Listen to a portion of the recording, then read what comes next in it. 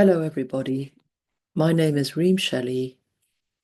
The following presentation, called International Group Analysis in Palestine, Building the Dialogue, marks the beginning of us as group analysts and therapists creating a platform for exploring political ideas which aren't easily held within our community.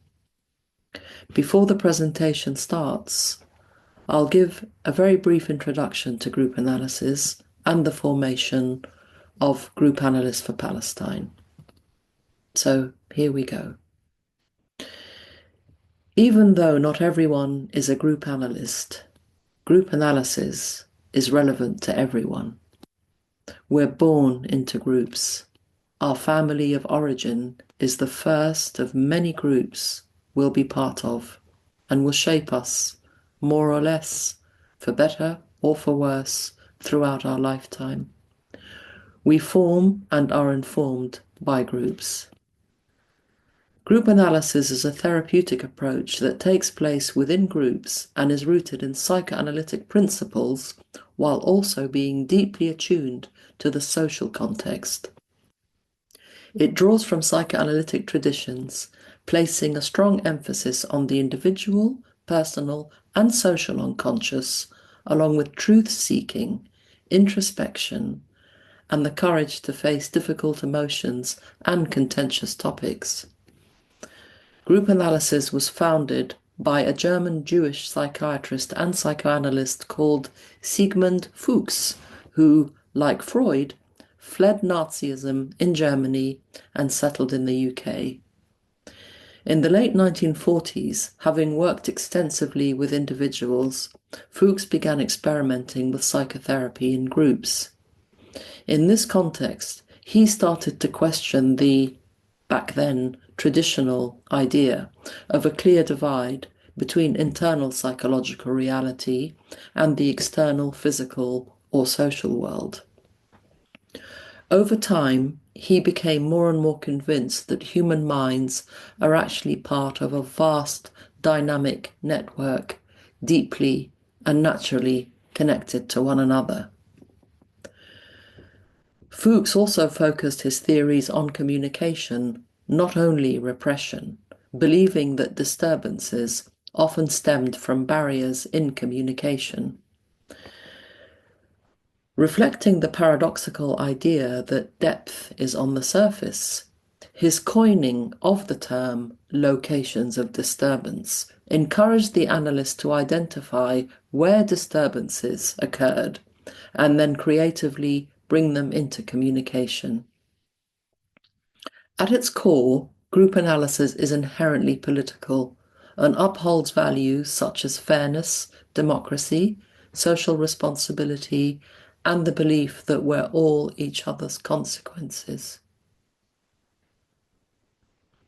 Through Group Analysts for Palestine, we aim to actively bring the political aspect of group analysis to the fore.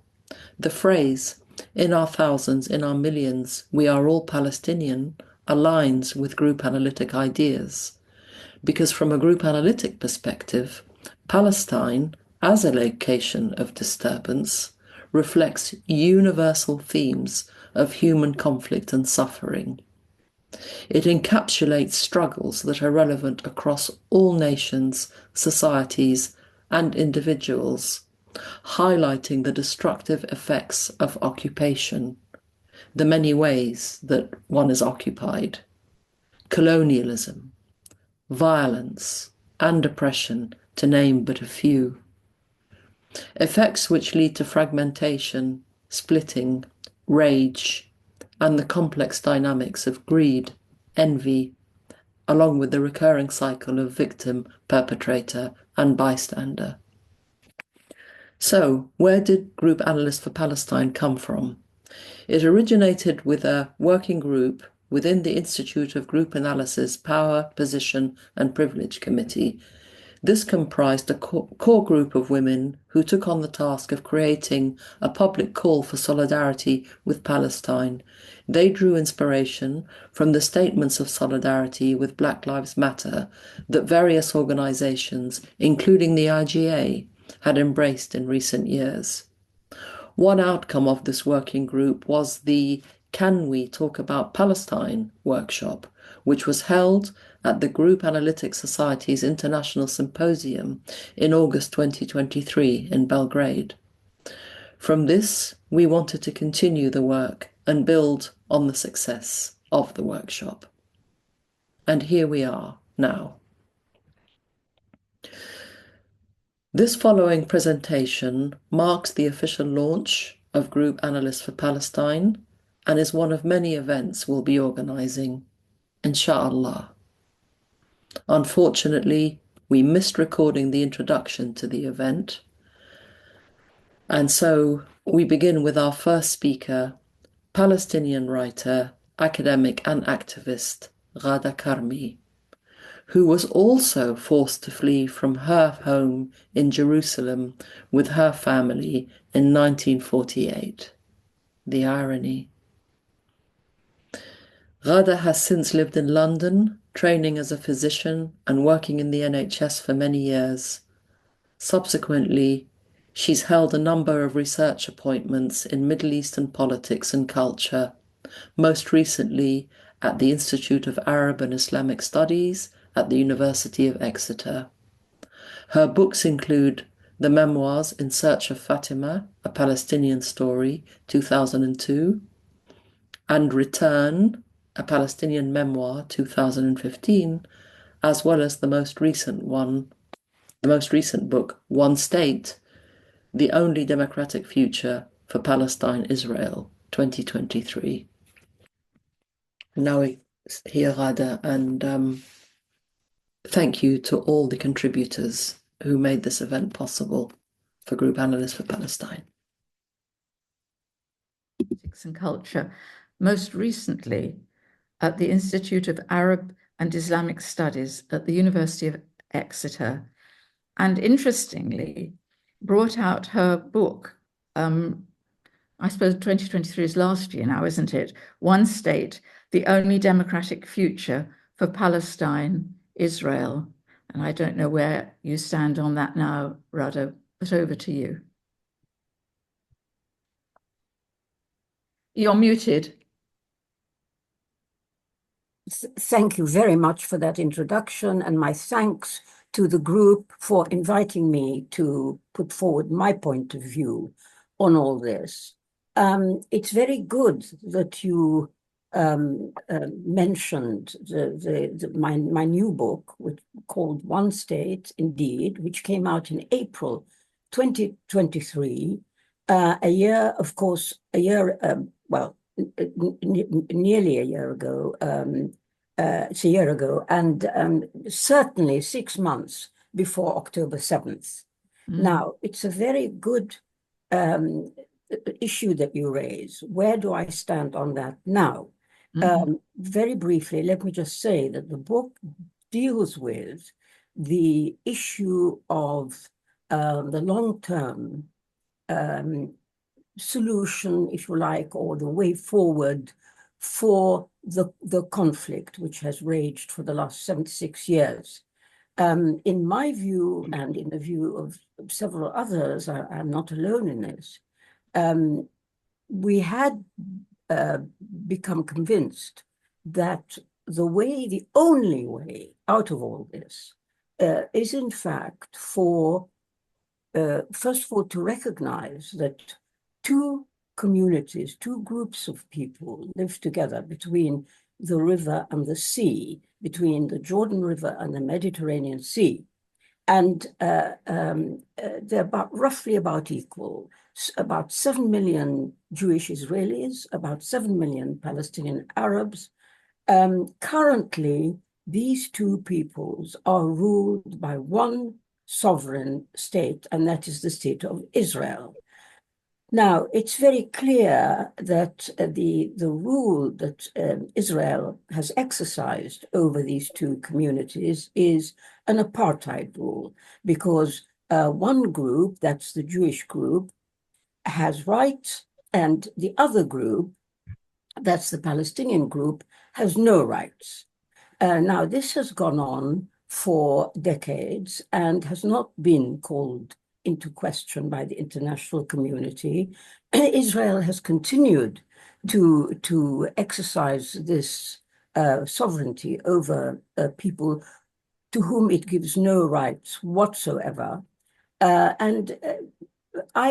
My thinking and that of others has been, what's the way out of this? So we said that really the only way out of it is to change the form of rule, the type of rule.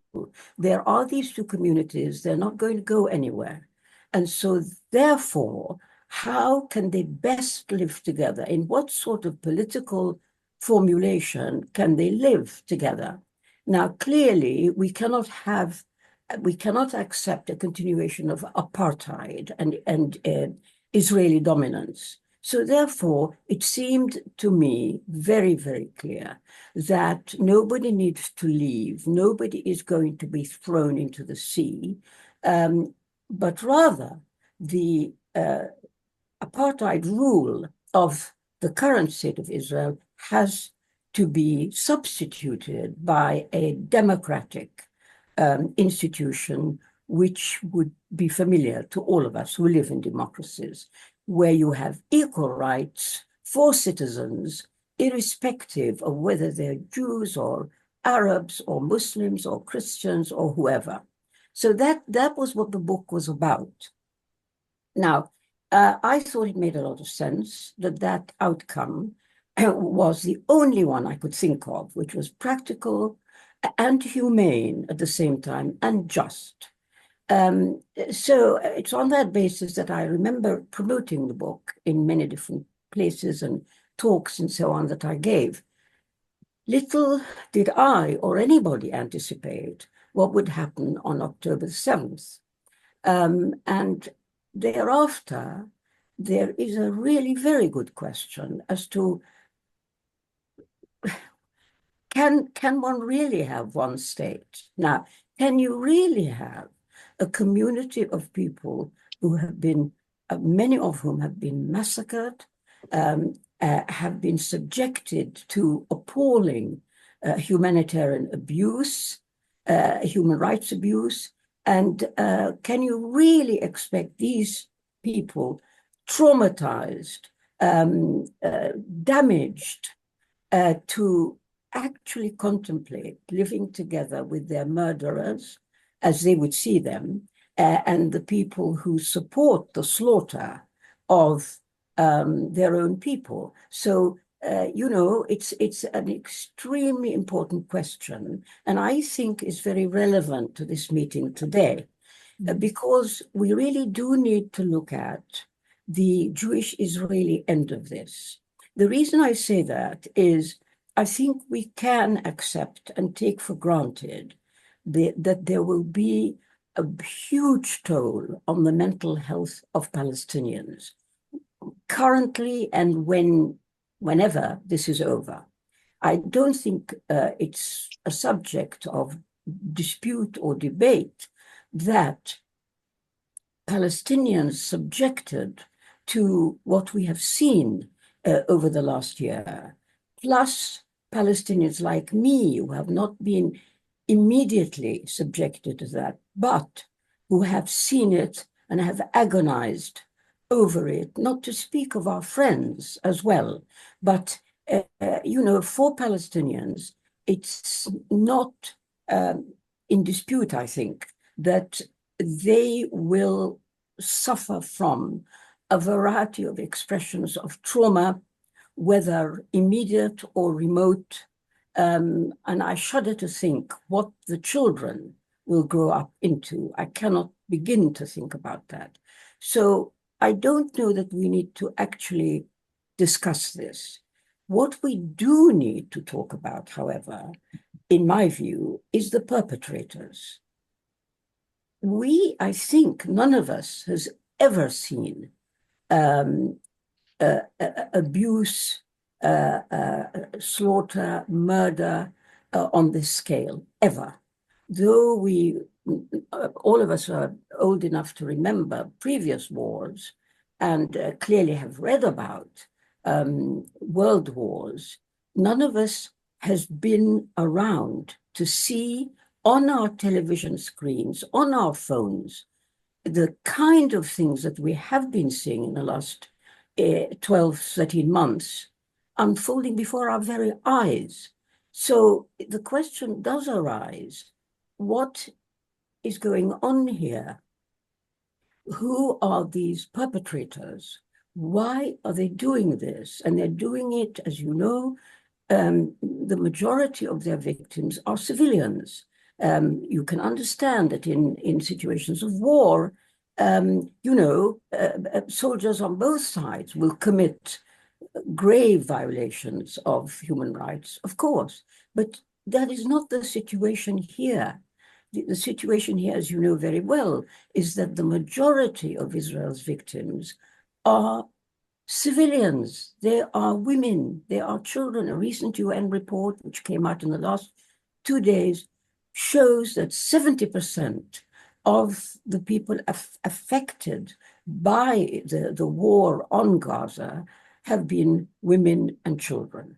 So, what is going on here? Now, if you actually add to that several opinion polls about the Israeli public, the Israeli people's feelings about this war and their reactions, these opinion polls have shown again and again an over 90% support for the war on Gaza, support for their army, a desire to see Gaza wiped off the face of the earth, annihilated. And of course, we understand that in order for a group of people to feel like that about another group which is undergoing the kind of horrendous assaults that we are seeing, for a group of people to actually think that's all right and to support it can only mean that they have managed or been persuaded to view the victims of the Israeli army as subhuman or all terrorists, 3-year-old kids, terrorist children, this kind of thing. Now, there's an awful lot of speculation about this, lots of articles are being written, but I think this really is a proper case for analysis. Because unless we understand that with regard to this most recent horrendous conflict, we will never understand why people perpetrate these atrocious crimes against innocents. As I say, in a war situation, that's different.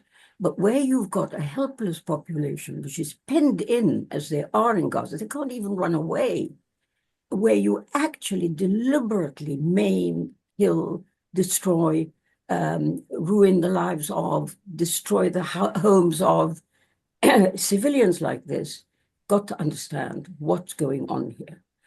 So I offer this as a suggestion that really does need looking into. And I recognize in saying this that one of the weapons that the Israeli state has been using against anybody who criticizes Israel, one of the weapons, and the most powerful weapon, is the slur of anti-Semitism. So it doesn't surprise me that this acts as a chilling factor so that people are disinclined to start doing the kind of inquiry I'm talking about, whether consciously or unconsciously, that the fear of being accused of anti-Semitism is so great, it's been so effective that it's silenced free thinking, free thought about this issue. And I think we need to be aware of that, and we need to fight it and not go along with it. And so, having said that, I point out, really, I don't want to talk for too long, but I want to point out that it's not over yet. You know that. If only we were meeting after the event, if only we were analyzing retrospectively and saying to each other, what happened? What is this really about? We're not. We're in a situation where it is ongoing as vigorously and as viciously as ever. Of course, though I know that we are, I'm talking to psychoanalysts, you cannot keep politics out of this. And you know very well that Israel has spread the same kind of behavior into Lebanon. So, you know, what's going on here on the psychological level? So you know, in my kind of closing comments or remarks, I would put in a plea, if you like, for more analysis of what Israel is about. What do Israeli people really think? Who do they think they are? What do they think they are? Because for people like me and fellow Palestinians, it's quite difficult to understand the mentality of people who behave in this way. And you must realize that lots and lots of, I would think, irresponsible people on our side running around with accusations that it's because they believe they're a chosen people and they you know, it's all fine, whatever they do, they're chosen, you know, they control the media, they control this. These sorts of ideas which are ill-informed and which are not helpful. But it doesn't mean that looking into what's actually going on psychologically isn't worthwhile. It's very worthwhile. It's very valuable. And I would say to you that for any future from this wretched business, there has to be a degree of understanding on both sides. And I am not talking about, honestly, I'm not talking about dialogue, which has a very bad reputation as far as the Israel-Palestine conflict has been concerned. I'm not talking about dialogue, and I'm not talking about everybody loving each other. I'm talking about understanding the motives and the behavior which makes people do the things they do. And especially in a case, back to my book, of one state where, whether we like it or not, our communities will have to live together. So they need to actually understand each other. And I think maybe I'll leave it there, and I'd be very happy to take questions afterwards. Thank you very much, Ghada. It's very powerful what you've just said. And the idea in some ways that understanding can be used to excuse people as well also comes into my mind, because at times I think understanding hasn't actually, it's been used also as a weapon. But thank you very much for what you've said. Actually, I have a quote from your book. Zionism, you say, was a project that was bizarre and on the face of it unworkable, namely to set up an ethnically defined Jewish-only collective existing on a land belonging to another people and to their exclusion. So the very roots at the beginning are very problematic, but thank you. Okay, well, I'd now like to introduce Christiane van Duuren. Christiane worked as a medic in a Palestinian refugee camp in South Lebanon in 1981 and 1982, which of course reminds us how long all this has been going on. She then trained in psychiatry and became a psychoanalytic psychotherapist. She's been actively involved as a steering group member in the UK Palestine Mental Health Network for about 8 years, and is now also a member of a group called Psychoanalytic Voices for Peace. She'll talk Palestine, sorry. I said that wrongly, Sue. It's for Palestine. Psychoanalytic Voices for Palestine. For Palestine, okay. Yeah. Anyway, you can talk about your current work and what I quote you as saying, that she's seen herself as witnessing the normalized dehumanization of Palestinians, which I think is a very powerful phrase. Christiane, Thank you so much, Sue. Right, yeah. So my talk is called We Refuse to Be Enemies, How to Be Steadfast in the Face of Threat. Christiane, your video's gone off. Oh, yeah. Oh, I'm so sorry, but that's because I'm reading from my screen. I don't know. Does it matter? Okay. It's all right. We can listen what to a you. shame. Yeah. Oh, yeah, that's unexpected. Okay, yeah, so Ghada has really talked so much about the unspeakable atrocities being committed by Israel around the Middle East. And what tends to receive less attention is the decades of corrosive undermining of Palestinian life. And this is what I would like to address today. My husband and I recently returned from a 3-week stay as volunteers at a Palestinian hilltop farm near Bethlehem in the West Bank. The farm is called the Tent of Nations. Prior to this trip, I considered myself well informed, but I cannot highlight enough what a difference it makes to experience in person what goes on and how this impacts on local people. Time does not permit me to describe all the obstacles the Nassar family, who are the farm's owners, what they face, but these obstacles are constant. I'll highlight only a few of them. Access to running water is prohibited by the occupying authorities. I will leave it to your imagination what it means to run a farm just using rainwater when most of the year there is no rain. The other obstacles I'll mention here are of a legal nature.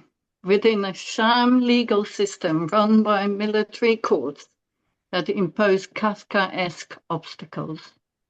33 years of trying to prove the ownership of the land, without which it would ultimately be lost. 14 court cases, fighting demolition orders, fighting illegal structures being built on the farmland by illegal settlers, and so on. Earlier this year, a caravan was placed right next to the farm boundary on land that neighboring Palestinian owners had been forced to vacate. These days, settlers gather around the caravan, which, as you can imagine, is intimidating. The situation leads to an ever-present tension, always living with uncertainty about what will be thrown at you next. While this becomes, like in quotes, normal, it is destructive to the soul and can lead to wrong decisions. So the family are constantly up against lawless settlers who are supported by and integrated into the occupying military machinery. There are many ways in which the state, the army, and the settlers justify the actions that make life near unbearable for farmers and others around the West Bank. One of them is the dehumanization of Palestinians.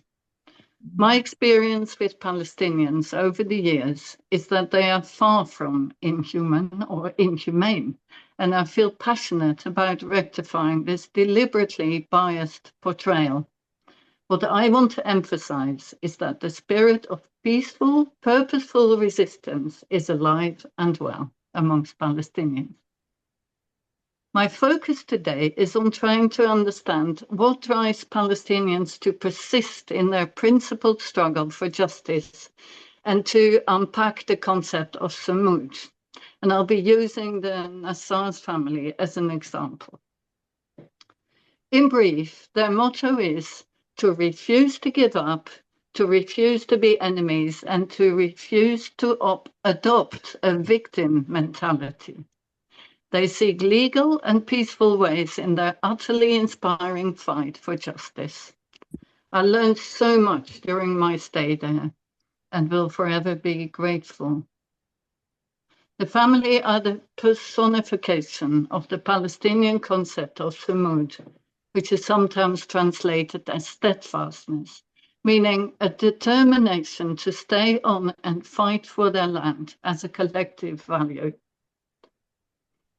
The main representative and organizer of the family is Daoud. One of his many striking attributes is the sense of togetherness he conveys. You hear it in his words and you feel it when you're there. The abiding memory of my stay at the farm is a unified sense of working towards a massively worthwhile goal that was invigorating for us all. I was continuously struck by the family's generosity in spite of their ongoing corrosive experience. When I commented on that to Daoud, he replied that he gets a lot out of giving. So I quote, "When I receive something, I want to give something back."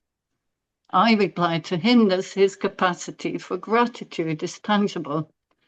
I believe that this contributes to the family's resourcefulness. Their inclusive approach has enabled the family to create an international awareness of the difficulties the farm is facing, resulting in wide-ranging foreign support from individuals and communities connected with churches, from politicians and interested others. In 2 countries, including the UK, activists have formed a Friends of the Tent of Nations. In spite of the current increased danger and the cancellations of flights to Israel, new volunteers keep coming to the farm. One of the main tasks of the volunteers is to provide a protective presence that is intended to limit destructive incursions by settlers. This doesn't always work, but thankfully, this year's olive harvest proceeded unhindered, in contrast to neighboring farms. The Nassars are a large family, but only a relatively small number are actively involved in the running of the farm. These have organically come to complement each other in terms of the roles they have adopted and the skills they bring to bear. And when one of them loses heart, the others are there to remind them of the importance of their mission and the need not to give up. With their mutual commitment, they are a formidable force. I marvel at how much the family managed to contain without retaliating, how much anxiety they can bear without becoming paranoid. What is it like when you know that so many of the problems are there because others have deliberately, statistically, and contemptuously put them in your path? It would be so easy to slide into a paranoid state, or else either into a state of manic omnipotence or of learned helplessness. What does it take to be this resilient? What resources do they draw on? The family's Lutheran faith provides an important source of strength and love. Jesus said, "Meet evil with good, darkness with light, and hatred with love." Daoud feels passionately that all things, this is a quote, will be all right for people who trust in God, ultimately. But the family don't wait for God to intervene. They do everything in their power to achieve their aims. They have God and love inside them. As a non-believer, I asked the question, how could a loving God allow so much pain and injustice? Yes, was the answer. Sometimes we have doubts. Why is this happening to us? Is God abandoning us? Us who don't hate, who seek justice? But no, Daoud explains in his heartfelt way, he isn't leaving us. Things happen for a reason. Following from destruction, good things will happen. We share our fate with many people in this world. Our struggles become a blessing for others. They create hope. The presence of volunteers provides confirmation for the family that their efforts matter to people from all over the world. Their supportive, encouraging presence of volunteers conveys that the struggle is important, that the farm is important, and that justice is important. But take nothing away from the family's internal resources. First of all, perseverance. It took 12 years to convince the first 2 volunteers to come and stay. And I quote Daoud, "Many times we failed. We have no expectation of success, of support, of justice. We always keep sight of the ultimate goal. And today is a piece in a bigger puzzle." For those of you with an interest in psychoanalysis, if we think about it in Freudian terms, they follow the reality principle as opposed to the pleasure principle. Daoud's brother Daha once said, "One day you get honey, another onions," indicating that he was prepared to accept the onions forced upon him and to respond accordingly. Even though he, along with other Palestinians, has little control over the treatment he receives at the hands of the military occupation and the illegal settlers, he has the autonomy to choose a dignified response. I believe that remaining in charge of their own autonomous minds is essential in fostering an internal equilibrium and sanity. In addition, it refutes the projections by the occupier, maintaining a sense of their culture, their dignity, and their resilience. Furthermore, I think that the way he, that's Daha, as the rest of the family, practices their faith adds to their sense of agency and counters any sense of helplessness that they must intermittently experience. The family's approach to life is consistent with their convictions, so it's not just words. And in facing their challenges, they passionately put their deeply held values into practice. They are explicit that they're not going to hate and that they're not going to be provoked into violence. Their refusal to respond to provocation means that they don't provide any justification for an escalation of violence. On the contrary, they are the personification of compassion in the face of aggression. They can take pride in their stance. This doesn't make them passive, since it's helpfully mixed with a dose of obstinate realism. All this doesn't mean that they're not despondent or angry at times, and that they don't experience doubts. Sometimes they feel in a lonely place. But, as Daoud once said, the train of giving up has left the station. When angry, they channel this into planting new trees. When depressed, they remind themselves of the ultimate goal. I do fear that there are times when this requires them to be in tight control of their internal world, perhaps including a little necessary manic functioning. But they have no choice but to persist. First of all, there is so much at stake. Failing would mean the heartbreaking experience of losing their cherished land, the land that their family have owned since Ottoman times. This is the farm where they were born and grew up. This is the land that they get strength from, that is bound up with their identity. These are the trees and the vines that they love.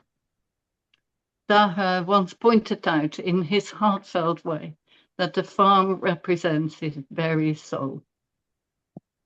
And they would not just lose it, but they would lose it to those who have been inflicting their ordeal. It would mean that all their struggles, all their sacrifices would have been in vain. It would mean that they failed in their self-assumed responsibility, not just to themselves, but also to their neighbors, to Palestinians in general, and to a worldwide struggle of justice.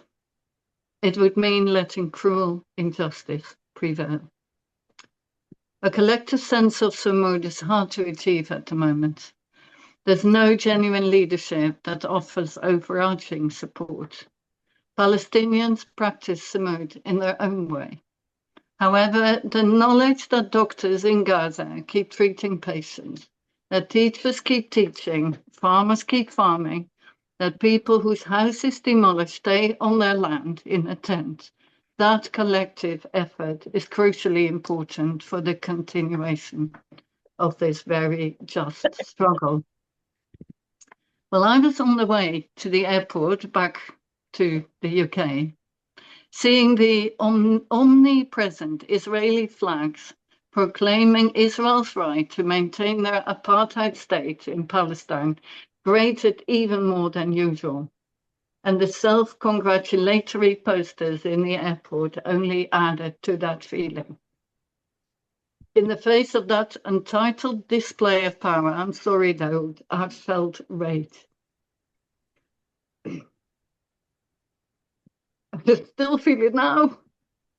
I will not allow my anger, however, to turn into violence, but I do call on everybody to take a stance against the cruel Israeli apartheid regime and to support the Tent of Nations and all the Palestinians it represents. That's it. Thank you.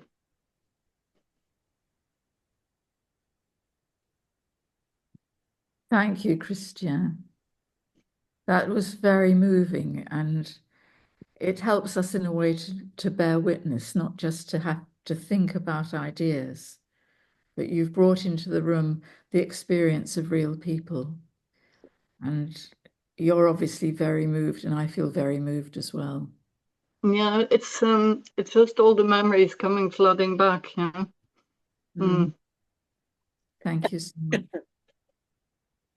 Okay, we will now move on to Professor Lynne Segal. Just before we do, I realize that I haven't said much about the large group, which will be conducted by Teresa von Sommaruga Howard. I did check with Teresa how to pronounce this and still got it wrong. Sorry, Teresa. But the large group is very much in a group analytic tradition in which we listen to people and their very live experience and knowledge, but maybe the large group is an experience for us where we share feelings, thoughts. In a way, it helps bring the sense of community into any meeting that we have. Not always an easy community, and this topic won't make it easy, but I do encourage people to stay. And I would also like to suggest that those of you who switched off your videos, give us a chance to see your faces, because we're talking to real people here. Okay, let me move on to Professor Lynne Segal, an Australian-born, British-based, Jewish, socialist, feminist academic, and activist. You've written a lot, Lynne, so I'm not going to list it, but what I will mention is your most recent book, Lean on Me, A Politics of Radical Care. Lynne taught at Middlesex Poly from 1973, which in itself was quite an interesting time at Middlesex Poly, I have to say, but is currently Professor Emerita of Psychosocial Studies at Birkbeck, University of London, where she's been based since 1999 as Professor of Psychology and Gender Studies. Lynne, over to you. Thank you, Sue. And it's lovely to be here despite these totally appalling times. I believe more than ever, we need groups like this trying to work out how we're going to support each other better and support the world if it's to have a future at all. So, Gaza will haunt us forever. is a meme now appearing on Twitter and as graffiti across walls in many parts of the world. How I hope this is true in the ever more desperate situation for Palestinians as the murderous ethnocide against them continues after now 12 months of genocidal violence in Gaza, following the Hamas murderous assault of October the 7th, over a year ago, and the taking of a few hundred hostages. But I don't think I need to tell you about this. What I do want to talk about is that it's also a tragic time for Jewish people. And not just because Israel's monstrous aggression must, in the end, shorten the long-term existence of that country, now at war with the world, most of the world, apart from the complicity evident from the current US and UK leaders. And not just because of the dangers of historic and continuing anti-Semitism, today rising and falling with the extremities of conflict in Israel-Palestine. No, what I'm mainly born is the almost unbearable grief of thousands of Jews, I actually think hundreds of thousands now, observant and secular, who have, like me, worked for decades for peace and justice for Palestinians. That is, for an end to occupation, for an end to the land grabs against Palestinians. Palestinian oppression, we know, has continued ever since the Nakba, when 700,000 Palestinians were forcibly dispossessed of their lands and sent into exile, and never allowed to return home to enable the establishment of Israel as a Jewish homeland in 1948. Yet, though we hear little about it, Jewish criticisms of Israel's Palestinian dispossession have always existed, but they tend to be immediately dismissed as, by the way, self-hating Jews, to allow only one narrative to be heard, that of the Holocaust and anti-Semitism. No one addressed this dismissal better than Edward Said, who spoke of the inexpressible horror of Hitler's genocide of European Jewry, while also knowing we can only seriously address the politics of Israel-Palestine by recognizing the historic suffering of both Jewish and Palestinian people, a recognition that insults neither Jewish memory of Hitler's Holocaust nor that of Arab dispossession by incoming Jews following it. Yet this so rarely happens. What we have instead is a shocking misuse of Holocaust memory, as every Western child is taught the horrors of the Holocaust through books, films, music, museums, and so on, all referencing the Nazi killing centers, correctly reiterating the menace of anti-Semitism. Yet these children almost never hear that other narrative of Arab dispossession in historic Palestine, following the huge influx of Jews in the early to mid-20th century, a migration still encouraged today, though any Jews who can with half a brain are leaving Israel, and the catastrophe that then emerged day in and day out for Palestine's actual inhabitants, the Palestinians. From afar, Jewish supporters working for peace and justice in Palestine have watched Israel's perpetual, ruthless imposition of military force to deny Palestinians civil rights and movement, and to defend the ever-growing expansion of Jewish settlements onto Palestinian land, what little remains of Palestinian land, together with the constant uprooting and erasure of Bedouin villages in the Negev, and of course the virtual imprisonment and ongoing blockade and siege of Gaza since 2007, almost 20 years, rendering it the biggest outdoor prison in the world, one where even clean water, let alone medicine and other necessities, have always been scarce. Yet none of us quite anticipated the genocidal violence we are now witnessing and have been witnessing for over 12 months.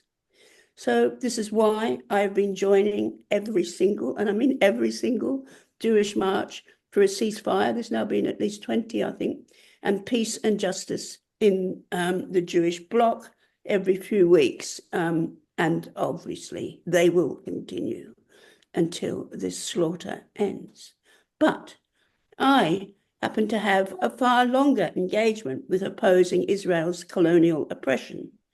Happily for me, I was born into an Australian Jewish family and remain proud of that long anti-Zionist legacy, reaching back to the 1880s.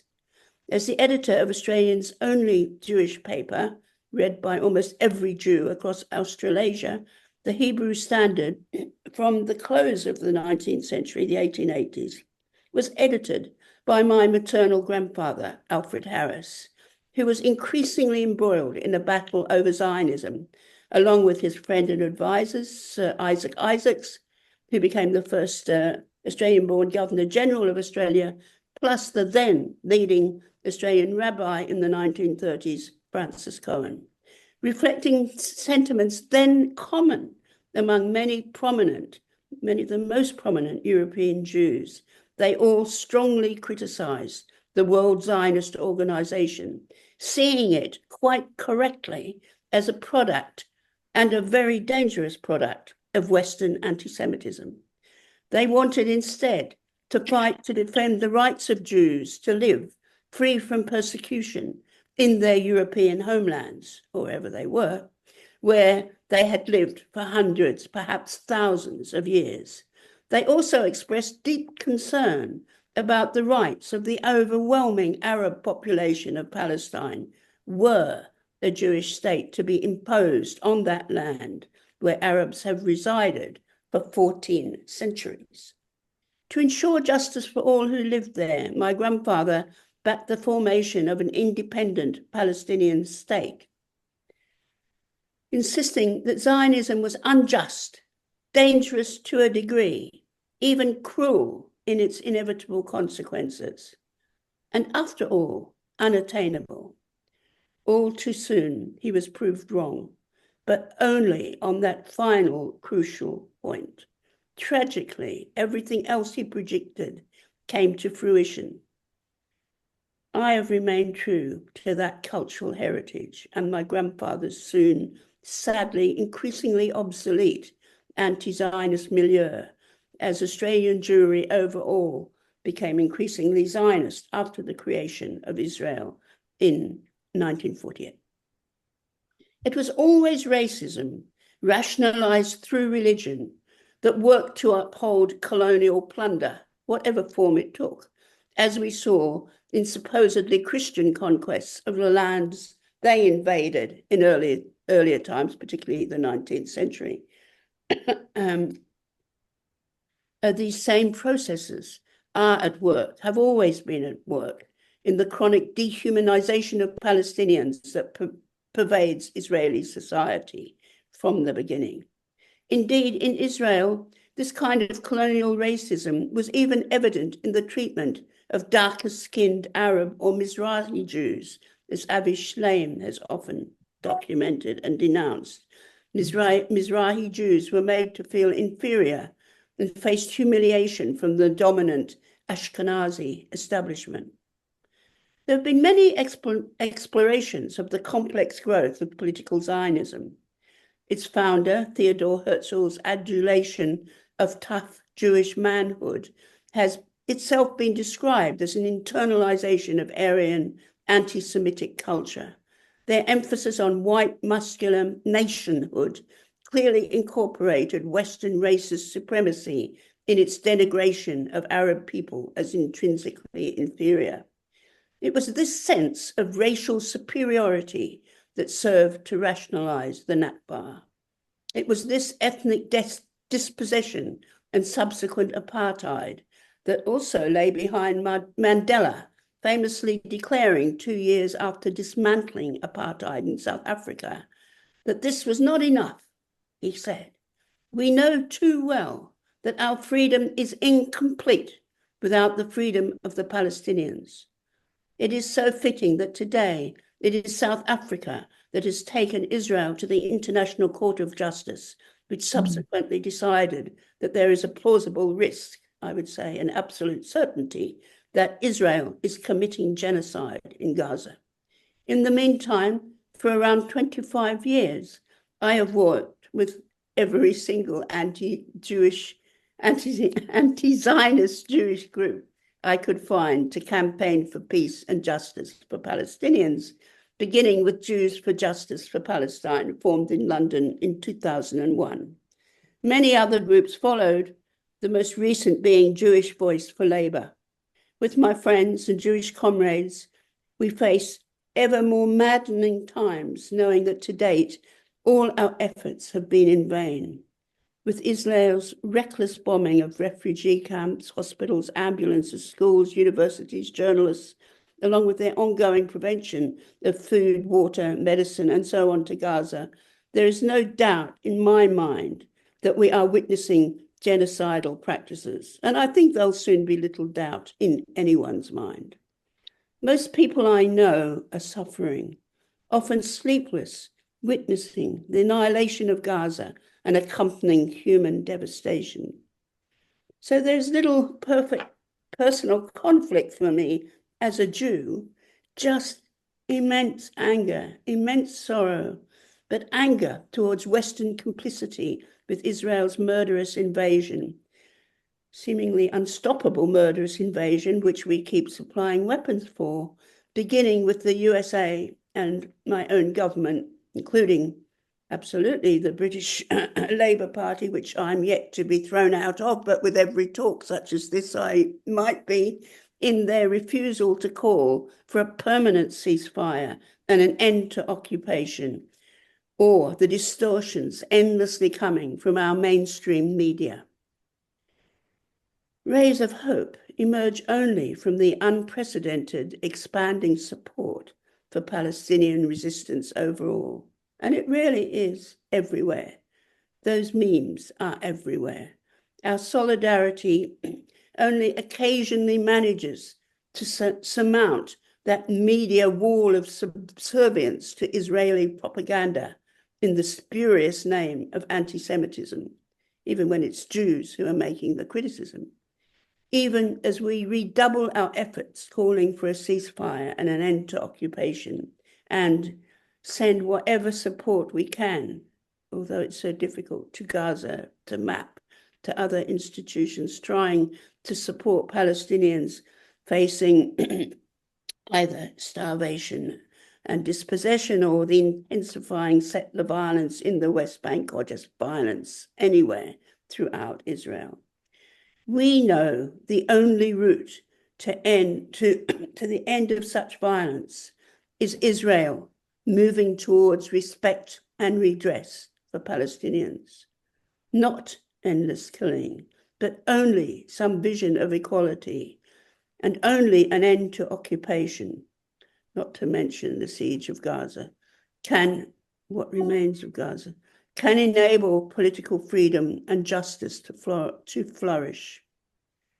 I fear this outcome is unlikely in my lifetime, but we can only keep working for such a vision together, with a solidarity loving enough to overcome our differences and to soften the blows of all who traduce us.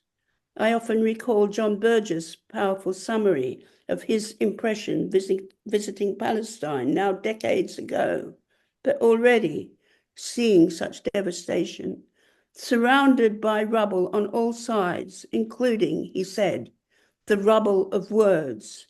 He found what he recalled as undefeated despair among many of the Palestinians he met, and which, of course, we've heard about today.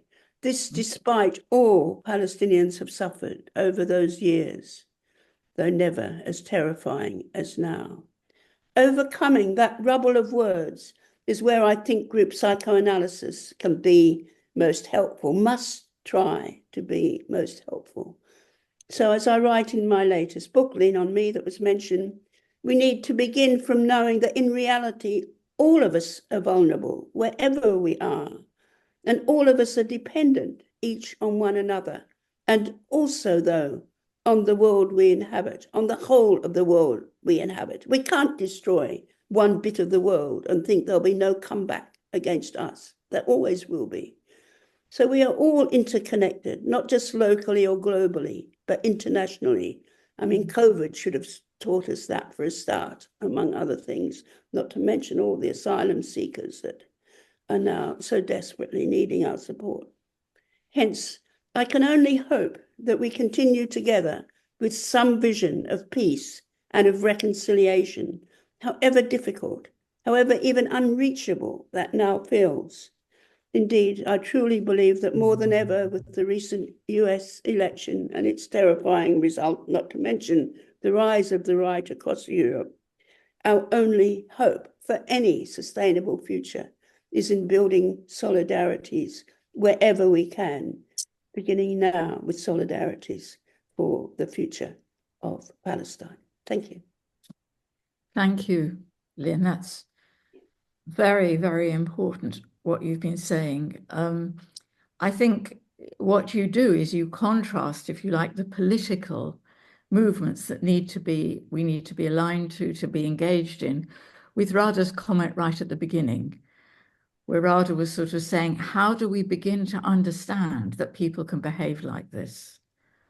And I remember when we were meeting to talk about today, Radha also said, well, international group analysis, building the dialogue. And what she said is the dialogue between who exactly?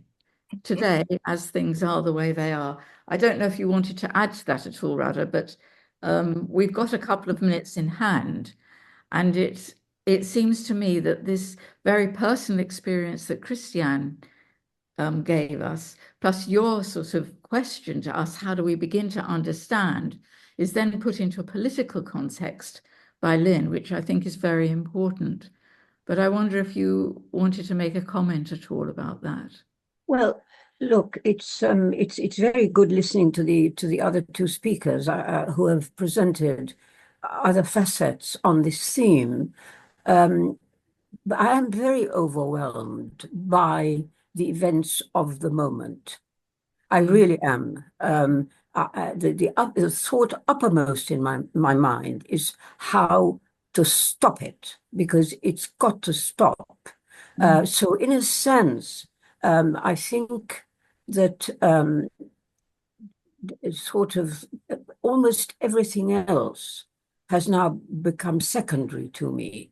And I am aware that people understand that, but it's very urgent, and speaking as a human being, never mind a Palestinian, it's extremely, it should be in the forefront of people's thoughts, actions, and so on, to stop it. Once we've stopped it, then comes the time to, if you like, reflect, analyze, try to prevent this from ever happening again. But at the moment, as I said, I am overwhelmed by the, not just the horror, but it's the inability to reclaim those lives lost. That's the problem. So if it were just a matter of physical destruction of, infrastructure, knocking buildings down, things like that, that's one thing. But this is the destruction of human life, which cannot be returned. That is the thing that's uppermost in my mind. And I just read a thing today which stays with me, and it's so tragic. Somebody commenting on the UN report, the latest UN report, which made clear that it sort of analyzed the deaths by age group, and the children most affected, and with the age group 2 to 5, and the comment was, why is that? Answering why is that, is the answer was, they can't run and they're too heavy to be carried. Imagine wiping out children like that who indeed are unable to run as fast as the adults, and nobody can lift them up as you can with a baby. So that's really very much in my mind. Yeah. Thank you. You sort of bring us, don't you, to the heart of the horror of what's actually going on. And I mean, your plea that we try and understand, I think this is an ongoing experience. And in many ways, for many of us, the activism is to put to one side, if you like, the absolute horror and depression and vulnerability that we all feel, the importance of being able to do something, if you like. But thank you very much. Okay, we actually have a break now, slightly earlier than intended, but perhaps we could do with it. We meet now again at 3:30, when Teresa will introduce what the large group is about. I would urge people to stay for the large group, even if you're not group analysts. They are quite important experiences when it comes to talking about how do voices together, if you like, form a community and begin to be heard, both the pain and many other things as well. And also to turn on your videos so that we can actually see that people participating are real people. There are too many, if you like, too many unnamed people, unseen people suffering in this world at the moment. Maybe Okay. I can say something else, Sue, that occurs to me that might be helpful. Okay. And it's just that people, when they first come to the large group, can often feel a bit overwhelmed and think, well, it doesn't matter whether I'm there or not, or people won't notice, or I don't know what to say, so I won't come. One of the things that can happen just by listening to the conversation and beginning to think about how you might respond is that you get new thoughts that you've never had before, which in this kind of situation is really helpful. I just wanted to say that. Thank you. We could all do with some new thoughts, I think. Absolutely. I want to thank Ghada, Karmi, Christiane and Duuren and Lynne Segal very much for starting this today. Thank you very much. You're obviously all three of you deeply involved. Okay. You're being clapped even though everybody's muted. That's nice.